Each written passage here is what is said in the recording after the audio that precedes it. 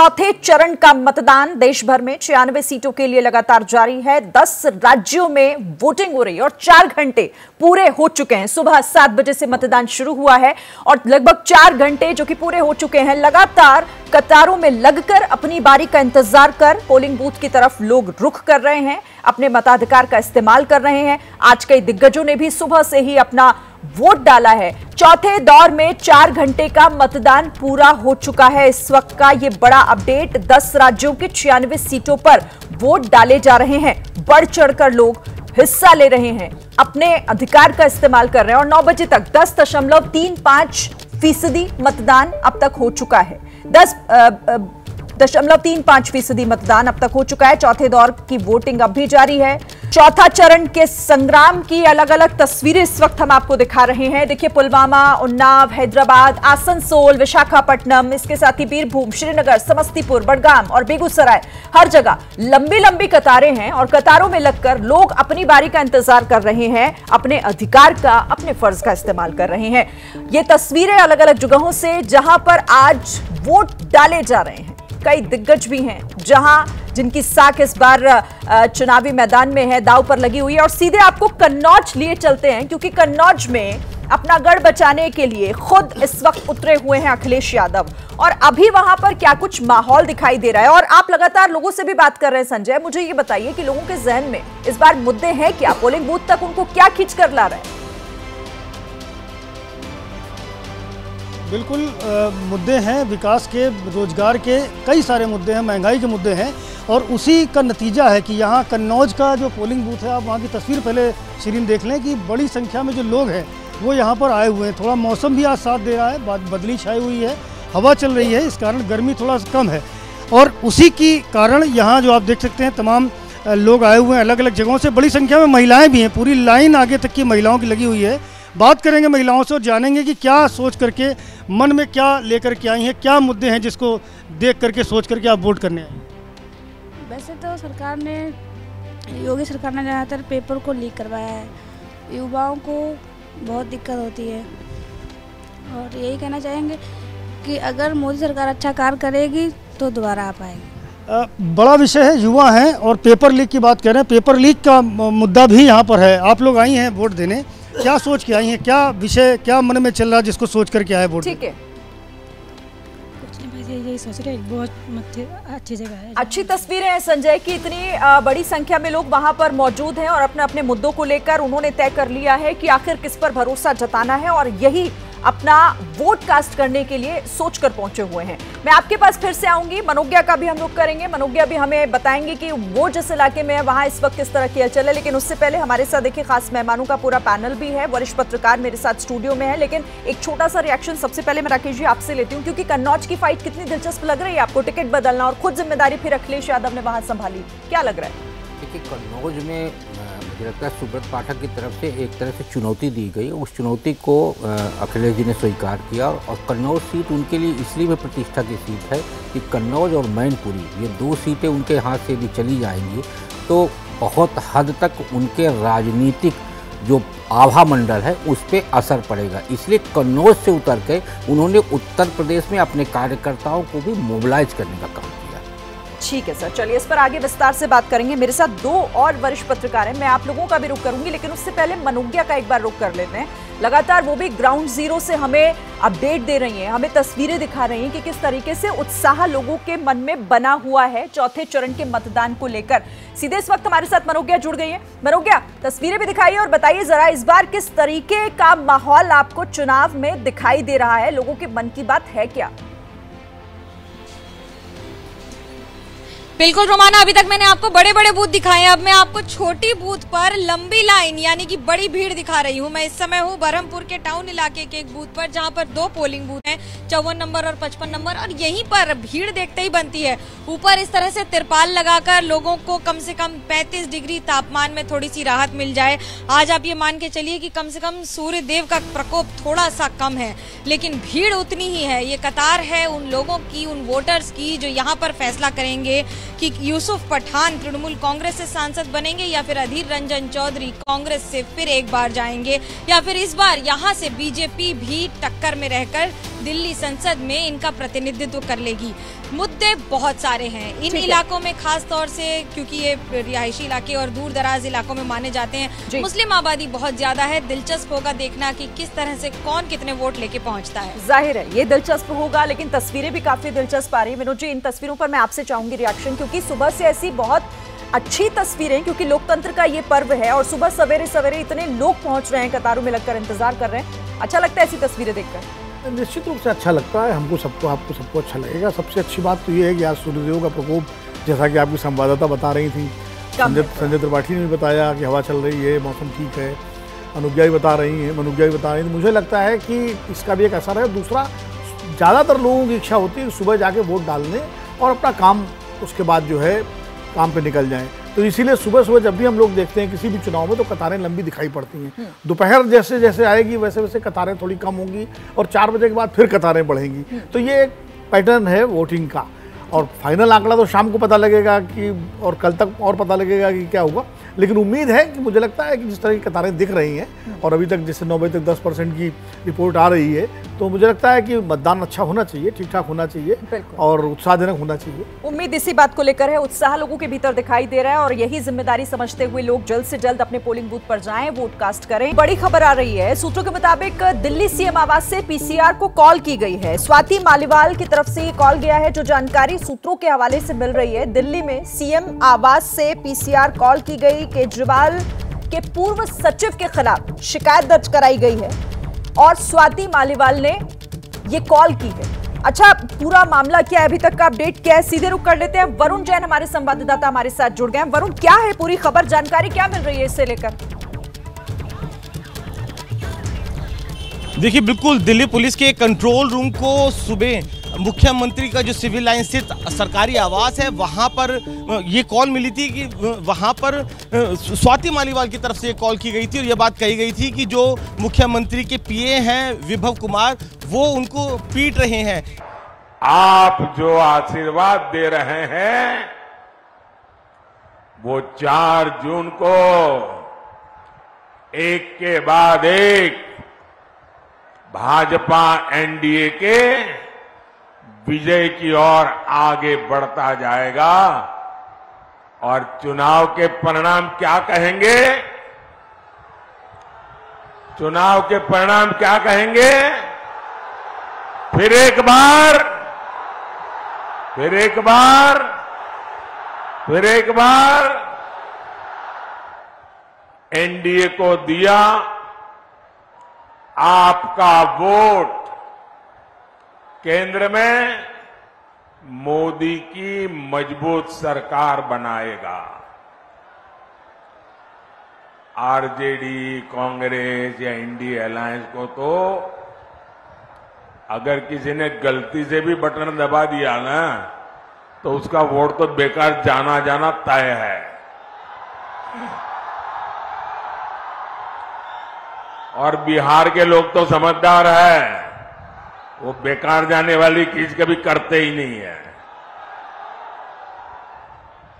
और इसलिए अपना वोट सरकार बनाने के लिए दीजिए, देश बनाने के लिए दीजिए, आपके भविष्य के लिए, आपके बच्चों के उज्जवल भविष्य के लिए दीजिए।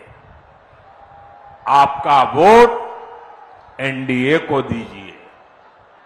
साथियों,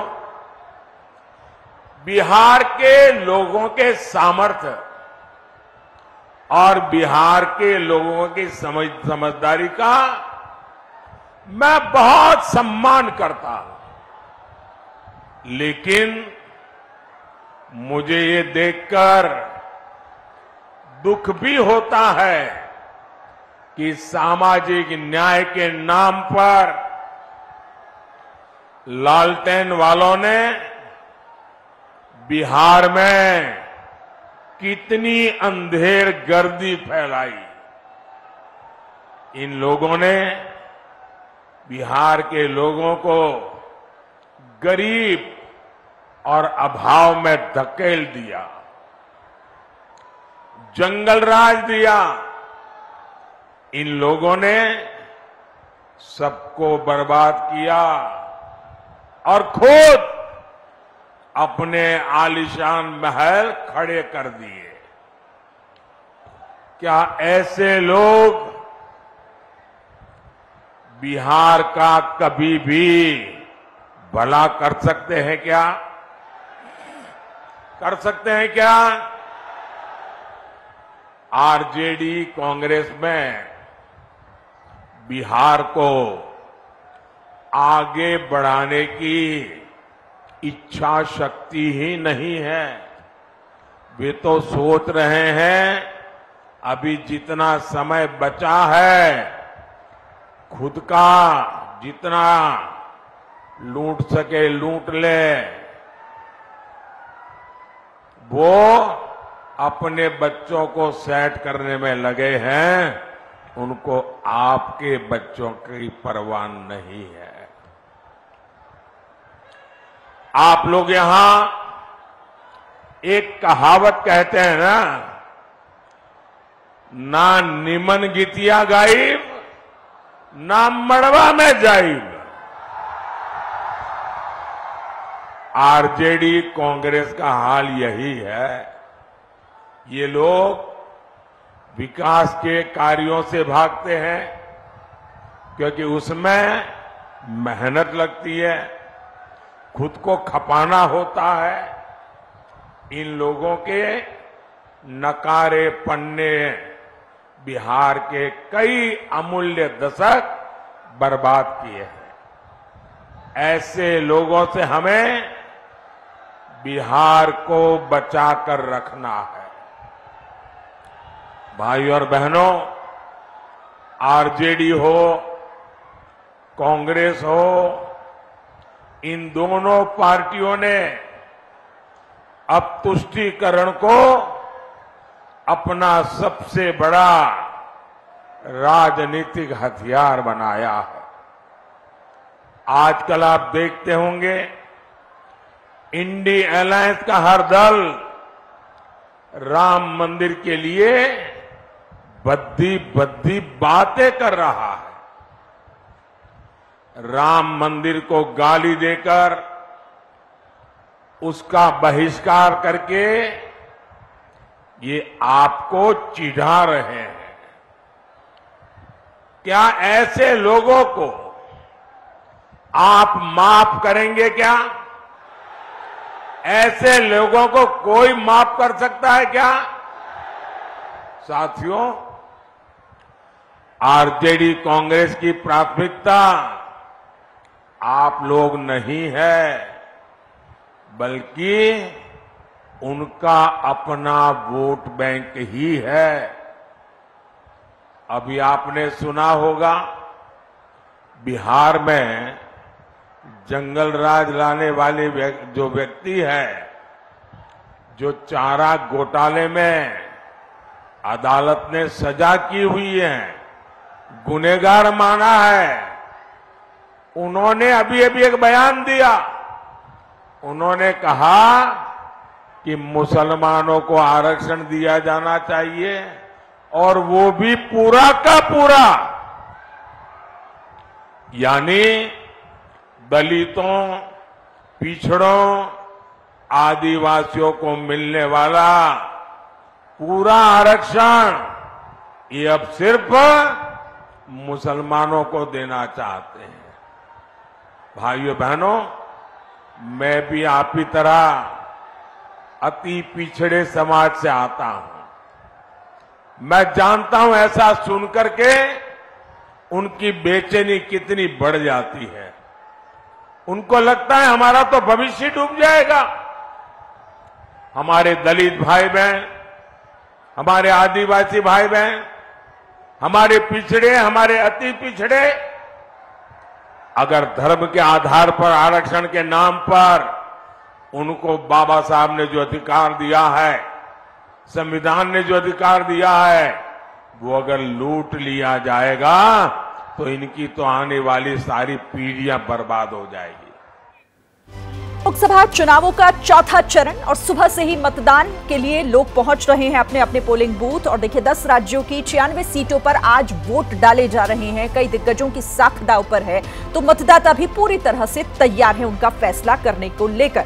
तस्वीरें अलग अलग जगहों की आपके टेलीविजन स्क्रीन पर। पुलवामा, उन्नाव, हैदराबाद, आसनसोल, विशाखापट्टनम, बीरभूम, श्रीनगर, समस्तीपुर, बडगाम और बेगूसराय, जहां जहां पर वोट डाला जा रहा है वहां की अलग अलग तस्वीरें इस वक्त आप सुबह से ही देख रहे हैं एबीपी न्यूज पर। और जिस तरह से वोटर्स का उत्साह देखने को मिल रहा है, सुबह सवेरे भारी संख्या में लोग पहुंच रहे हैं, ये देखकर ये समझ आ रहा है कि लोगों ने कितनी तैयारी की है। बहरहाल देखिए, इन तस्वीरों के अलावा कन्हैया कुमार जो वोट डालने के लिए बिहार के बेगूसराय पहुंचे हैं। कन्हैया इस बार नॉर्थ ईस्ट दिल्ली सीट से चुनाव लड़ रहे हैं और कांग्रेस के प्रत्याशी हैं। उन्होंने कहा कि इस बार कोई चुनौती नहीं है। सुन लीजिए। कन्हैया कुमार बेगूसराय अपने घर मतदान के लिए पहुंचे हैं और इस बार दिल्ली से उम्मीदवार है, नॉर्थ ईस्ट लोकसभा सीट से। और कन्हैया, इस बार बिहार में कितनी बड़ी चुनौती है इंडिया गठबंधन के लिए सीटें जीतना? पिछली बार एक सीट जीती थी कांग्रेस। 2019 जितनी बड़ी चुनौती तो नहीं है, क्योंकि सारे संगठन जो हैं, सारी पार्टियां साथ में हैं। बेगूसराय की भी अगर हम बात करें तो आरजेडी का अलग से कैंडिडेट नहीं है। आरजेडी, सीपीआई, कांग्रेस सब लोग जो है साथ में हैं। कल प्रधानमंत्री मोदी ने पटना में रोड शो किया और रोड शो पहली बार किसी प्रधानमंत्री ने पटना में किया हो, तो आपको लगता है कि इस रोड शो के बाद इसका कोई बात है? प्रधानमंत्री जी नीम के पेड़ पे चढ़ जाएं तो हम कहें पहली बार कोई प्रधानमंत्री नीम के पेड़ पे चढ़ा है? रोड शो तो करते रहते हैं ना, तो पहली बार तो रोड शो नहीं किए हैं, पटना में भी किए हैं। सवाल ये है कि उस रोड शो से बिहार की जनता को क्या मिला? बिहार के लोग जो कह रहे हैं, और नीतीश कुमार जी भी कहते थे कि बिहार को विशेष राज्य का दर्जा मिले, इसमें प्रधानमंत्री जी ने कुछ कहा है? अगर नहीं कहा है तो फिर वो न्यूज हमारे लिए इम्पोर्टेंट नहीं है। कहीं ना कहीं कांग्रेस को घेर रहे हैं अंबानी और अडानी को लेकर के, तो पलड़ा तो अब उनके बॉल उनके कोर्ट में भेजती है। नहीं तो प्रधानमंत्री वो है ना, गृह मंत्री वो है ना, बीजेपी का गृह मंत्री है ना, तो वो ईडी क्यों नहीं भेज रहे हैं अंबानी अडानी के यहाँ? इनकम टैक्स क्यों नहीं भेज रहे हैं? प्रधानमंत्री जी विपक्ष की तरह तो बात नहीं कर सकते ना। प्रधानमंत्री तो प्रधानमंत्री हैं, लॉ एंड ऑर्डर संभालना उनका काम है। सीबीआई से ही जांच करा लेते, इनकम टैक्स से जांच करा लेते, तो वो क्यों नहीं करा रहे हैं? वो आरोप वो नहीं लगा सकते हैं ना विपक्ष की तरह, वो तो प्रधानमंत्री हैं 2 बार से। केजरीवाल ने कहा कि 75 साल में रिटायर कर जाएंगे प्रधानमंत्री, और अमित शाह ने कहा कि नहीं, पूरा कार्यकाल तय करेंगे पीएम। ये तो हम कब से कह रहे हैं कि वो अपने भतीजे के लिए मेहनत कर रहे हैं, ये तो हम कब से कह रहे हैं। तो कोई चुनौती नहीं है बिहार में। सुना आपने, कन्हैया कुमार पिछली बार चुनाव लड़े थे लेकिन हारे थे और इस बार दिल्ली से चुनाव मैदान में है। प्रदीप जी, इस पर मैं आपसे बात करूंगी, लेकिन उससे पहले हम कन्हैया कुमार पर बात करें, लेकिन एक बार जरा समीकरण देख लेते हैं और आपको लिए चलते हैं दूसरे स्टूडियो। हमारे सहयोगी राजेंद्र देव वहां से हमारे साथ जुड़े हुए हैं और लखीमपुर खीरी जहां मतदान है आज, वहां का सियासी समीकरण क्या कहता है, समझते हैं। बिल्कुल शिरीन, लखीमपुर खीरी का सियासी समीकरण क्या है, आइए अपने दर्शकों को बताते हैं, विस्तार से बताते हैं। यहाँ पर आज वोट पड़ रहे हैं, चौथे चरण में चुनाव है, तो देखिए आप देख सकते हैं कि यहाँ से कौन कौन उम्मीदवार हैं। केंद्रीय गृह राज्य मंत्री अजय मिश्रा टेनी फिर से बीजेपी के उम्मीदवार हैं इस सीट से, और उत्कर्ष वर्मा समाजवादी पार्टी के उम्मीदवार हैं जो उनके खिलाफ चुनाव मैदान में है। पहली बार समाजवादी पार्टी के जो उम्मीदवार हैं वो चुनाव लड़ रहे हैं, लखीमपुर खीरी से पहली बार मैदान में उतरे, जबकि अजय मिश्रा टेनी 2 बार के लोकसभा सांसद हैं और फिर से चुनाव मैदान में हैं। हम लखीमपुर खीरी की बात कर रहे हैं, उत्तर प्रदेश की सीट है जहां पर चौथे चरण में आज मतदान हो रहा है। वापस शिरीन के पास चलते हैं। ठीक है राजेंद्र जी, आप हमारे साथ रहिए। तो खीरी का समीकरण आपने समझ लिया। अब लखीमपुर खीरी में केंद्रीय मंत्री अजय मिश्रा टेनी ने मतदान किया और उसके बाद कहा कि हार जीत का फैसला तो जनता करती है, उनका एक ही मकसद होना है, अपने क्षेत्र का विकास करना। केंद्रीय गृह राज्य मंत्री हमारे साथ हैं। टेनी महाराज आपको इस इलाके में कहा जाता है, मैं इस इलाके में घूमा हूं। सर, कितनी आश्वस्त हैं आज आप? वोटिंग चौथे चरण का चुनाव है। देखिए, हम लोगों ने हमेशा सामाजिक जीवन में ज़्यादा से ज़्यादा जनता के साथ, मैं पहले से भी जुड़ा रहा, जब राजनीति में नहीं था तो भी, और जब से राजनीति में आए हैं तो लोगों के लिए काम करने में वैसे शुरू से ही हमारा भरोसा था।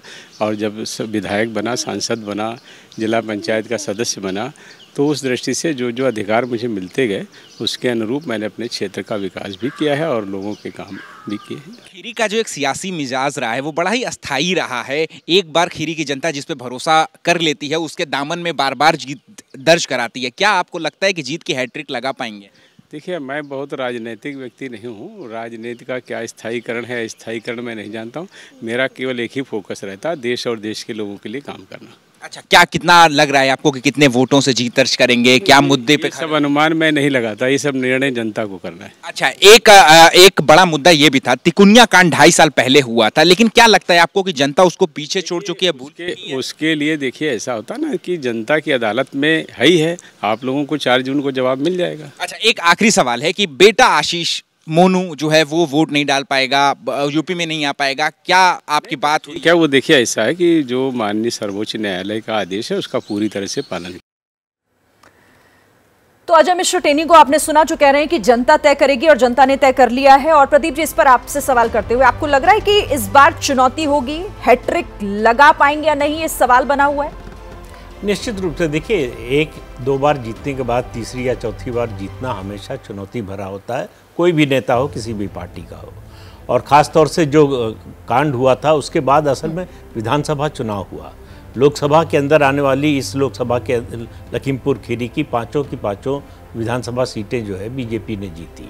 तो एक तरह से कह सकते हैं कि जनता पर उस कांड का प्रतिकूल असर जो है बीजेपी के लिए नहीं पड़ा। बाकी उनके बेटे के बारे में जो भी राय हो लोगों की, अजय मिश्र टेनी के बारे में लोगों की राय नहीं बदली। अब इस चुनाव में पता चलेगा कि उनके बारे में अब उनके अपने लिए वोट मांग रहे हैं, तो उस पर क्या असर होगा, ये इस चुनाव का नतीजा। बिल्कुल, और यही बात वो भी कह रहे थे कि जनता की अदालत में है सब कुछ, वो तय करेगी और 4 जून को ये साफ भी हो जाएगा। तो चौथे चरण के तहत 96 सीटों के लिए वोट डाले जा रहे हैं और देखिए अब 11 बजे तक का वोटिंग परसेंटेज भी सामने आ गया है। 25% मतदान 11 बजे तक हो चुका है। उत्तर प्रदेश में 27% मतदान हुआ है सुबह 11 बजे तक का यह आंकड़ा। पश्चिम बंगाल में 33% मतदान हो चुका है। बिहार में यह आंकड़ा 23% का है। झारखंड में 27% और मध्य प्रदेश में 32% वोटिंग हो चुकी है। इसके बाद महाराष्ट्र में 17% मतदान, आंध्र प्रदेश में 23%, तेलंगाना में 24%, ओडिशा में 23% और जम्मू कश्मीर में 15% मतदान हो चुका है।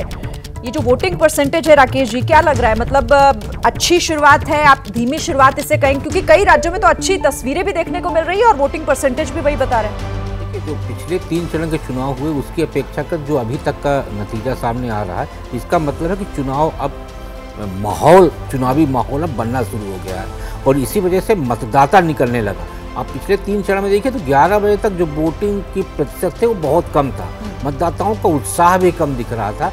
लेकिन चौथे चरण में 11 बजे तक का जो रिकॉर्ड है, जैसे मध्य प्रदेश का भी आपने बताया 32%, पिछले 3 चरण का आप देखेंगे तो मध्य प्रदेश में प्रतिशत बहुत कम है। महाराष्ट्र में इस बार जरूर अभी कम दिखाई दे रहा है, तो महाराष्ट्र का मतलब उत्साह अभी वहाँ पे शुरू नहीं हुआ है। बाकी जगहों पर मतदाता उत्साहित दिख रहा, बड़ी बड़ी लाइन लग रही। जम्मू कश्मीर में 15% वोटिंग तो अपने आप में रिकॉर्ड कायम कर रहा। बिल्कुल, जिस तरह से शुरुआती चरण में ये धीमी गति से आगे बढ़ता दिख रहा था, अभी तस्वीरें भी अच्छी आ रही हैं और वोटिंग परसेंटेज भी ये कह रहा है कि लोग अब उत्साह ज्यादा दिखा रहे हैं। बहरहाल इस पर आगे हम बात भी करेंगे, लेकिन थोड़ी देर पहले की कुछ तस्वीरें प्रधानमंत्री नरेंद्र मोदी की इस वक्त हम आपको दिखा रहे हैं। जब वो गुरुद्वारे पहुंचे पटना साहिब में और मत्था टेका, उन्होंने अरदास भी की, वहां पर सेवा भी की, किचन में पहुंचे और सेवा करते हुए भी नजर आए। देखिए, रोटियां भी उन्होंने बेली और खुद लंगर भी प्रधानमंत्री नरेंद्र मोदी ने परोसा, लोगों से भी मुलाकात की। थोड़ी देर पहले की ये तस्वीरें हैं बिहार के दौरे पर और पटना साहिब में उन्होंने हरमंदिर साहिब गुरुद्वारे में जाकर मत्था टेका, अरदास की, लोगों से भी मिले और खुद लंगर भी लोगों को परोसा। और इसके बाद वाराणसी में भी जाने का कार्यक्रम प्रधानमंत्री का आज शाम रोड शो करेंगे मेगा और फिर कल प्रधानमंत्री नामांकन दाखिल करने वाले हैं। यूपी कांग्रेस के अध्यक्ष और बनारस से इंडिया गठबंधन के उम्मीदवार अजय राय ने एबीपी न्यूज से खास बातचीत में पीएम मोदी को हराने का दावा किया है। हमारे साथ में यूपी कांग्रेस के अध्यक्ष और बनारस से इंडिया गठबंधन के प्रत्याशी अजय राय मौजूद हैं। अजय जी, आपसे मेरा पहला सवाल ये है कि बनारस में आप इस समय मौजूद हैं, आपकी नगरी है बनारस, आज प्रधानमंत्री यहाँ रोड शो कर रहे हैं, बड़ा रोड शो है, कल नॉमिनेशन है, बड़ी जीत का दावा किया जा रहा है कि बनारस में ऐतिहासिक जीत होगी और रोड शो तो पूरा आप जानते हैं हर बार जो निकलता है वही रोड शो का रूट रहेगा। ये आपके लिए कितनी बड़ी चुनौती? देखिए, मैं पहले बात ये कहना चाहूँगा, ये बाबा विश्वनाथ की नगरी है और हम सब लोग सेवक के रूप में रहते हैं। यहाँ काशी में जो भी राजपाट चलता है वो बाबा विश्वनाथ का चलता है। महादेव के हम लोग भक्त हैं, उन्हीं की कृपा से सारी चीज़ें हमारी चलती हैं। और निश्चित तौर से जो आज स्थिति परिस्थितियाँ बनी हैं, महंगाई, बेरोजगारी, भ्रष्टाचार से लोग परेशान हैं, बेरोजगारी से परेशान हैं। रोड शो करके गुलाब की वर्षा कराना, इत्र अपने ऊपर इत्र की वर्षा कराना, पूरे बनारस में पूरा वो बड़ा लगा, मैंने देखा बैलून लगे हुए हैं और बैलून का जन्मदिन मनाया जा रहा है, लग रहा है ऐसा हो रहा है। अरे आप ज़मीन पे उतर के लोगों से सुख दुख पूछिए, क्या भाई आपके बच्चे की फ़ीस जमा हुई कि नहीं हुई, आपके घर में खाने की व्यवस्था है कि नहीं है। महंगाई चरम पे है, बेरोजगारी, नौकरी हमको आप दे नहीं पाए, एक भी कल कारखाना बनारस को दिया नहीं। केवल रोड शो से और ड्रोन शो से अब वो समय निकल गया। अब ड्रोन शो और रोड शो का समय चला गया, अब जमीन पे काम। 2014 से आप इस लड़ाई को लड़ रहे हैं अजय राय जी, 2014 से 2024 हो गया, क्या ऐसा बदल गया जो आपको इतना कॉन्फिडेंट है कि इस बार जो है, इस बार आपको जीत का पूरी उम्मीद है, और वजह क्या है? देखिए, जनता इनकी जुमलेबाजी से परेशान है। अगर आपने विकास किया है तो आप ज़मीन पे दिखाइए ना।